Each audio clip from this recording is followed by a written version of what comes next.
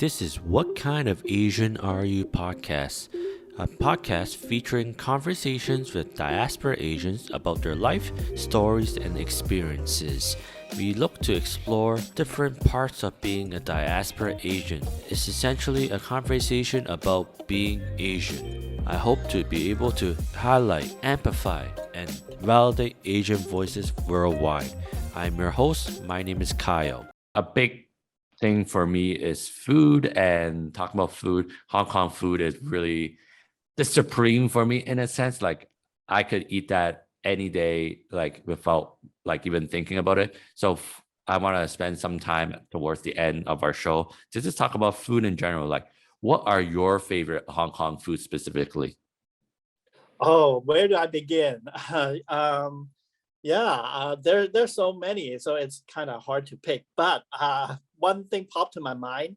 Actually, it's a pretty recent hot topic these days on social media. People are talking about kanji, Mm, like the soup, right? yeah. I kind of often joke about my eating habits. I eat kind of like an old man. I like to Mm, eat soup and also the 腸粉, mm, the rice rolls, right? yeah.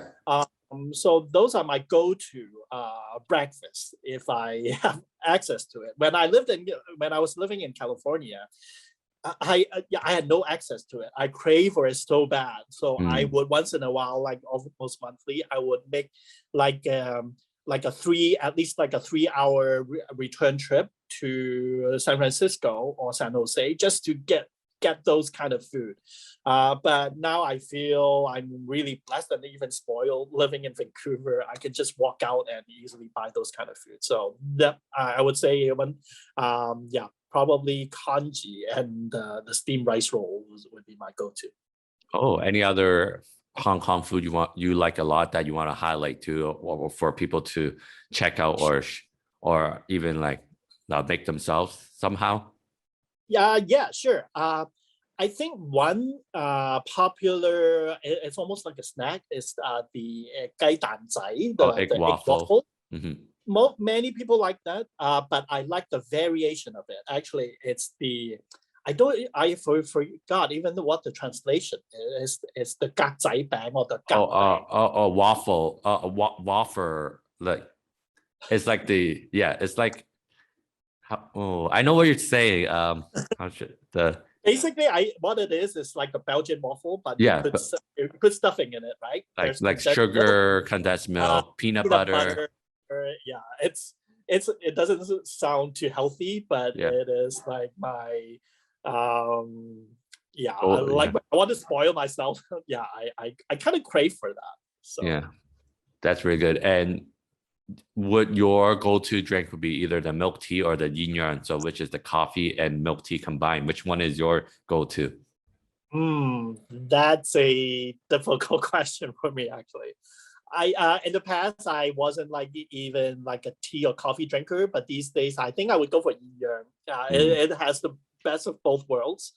Uh, at the Hong Kong style cafe 茶餐廳, I like the my childhood drinks even better. The 可樂盒 yeah. and yeah, 歐華田. Mm, Those are like it's kind of our childhood drinks, but these days, mhm. once in a while, you just wanted a taste of it. Yeah, but for me, I feel like it tastes a little different compared to before. I don't know if it's just Is me it? or like the powder itself, the formula has kind of changed over the Yeah, years. yeah, maybe like it's manufactured in different Yeah, parts of the countries, so world. Yeah. it makes it taste different. Oh, but you just reminded me another drink. It's that's something I cannot buy in even in Canada. It's Lacoste Potosek. Have you heard of that? It's an Oh, energy. yeah. Hmm. And yeah, many of these kind of drinks, they it has this like British influence, right? Like Hmm. Hong Kong, British Yeah. colony. We grew up with that, and I think Canada stopped importing it, and so I couldn't find it here. Yeah. It's unfortunate, but yeah. So thank you for your food choices. And again, thank you for this conversation. It's a very good one to talk about Cantonese language, Cantonese culture, and your story, very unique background and the things you have gone through. And for people who want to know more about the work that you do and like the different programs that you want to highlight and have more people look into, where can they find it? Can you just go through all of them, kind of the main ones that you want to highlight? Yeah, you mean the way people can reach us, right? Yeah. Mhm. Yeah, you can find us in like all the major social media platforms. We are on Facebook, we are on Instagram, we are on Twitter. We also have our YouTube channel. Basically, you just do a search on UBC Cantonese. You should be pretty. Yeah, it should show up. And then we also have our own website. It is cantonese.arts.ubc.ca. I'm sure Carl will include that link on their platforms too. So, but the easiest way to find us is just do a Google search UBC Cantonese. It should pop up. That's perfect. And again, thank you so much for this talk. And I really enjoy it. And best of luck to you in terms of doing all these programs and teaching Cantonese to the people at Vancouver. It's been a great time talking to you. And hopefully we can stay in touch. And thank you again so much for this talk. And appreciate what you do. And this is it for our podcast. So if you guys want to keep supporting this podcast, make sure to subscribe to the podcast, follow the podcast on Instagram at What Kind of Asian Pod, and share this with your friends and family, and keep supporting Asian storytelling. And till next time, this is What Kind of Asian Are You podcast, and see you on the next episode. Bye bye.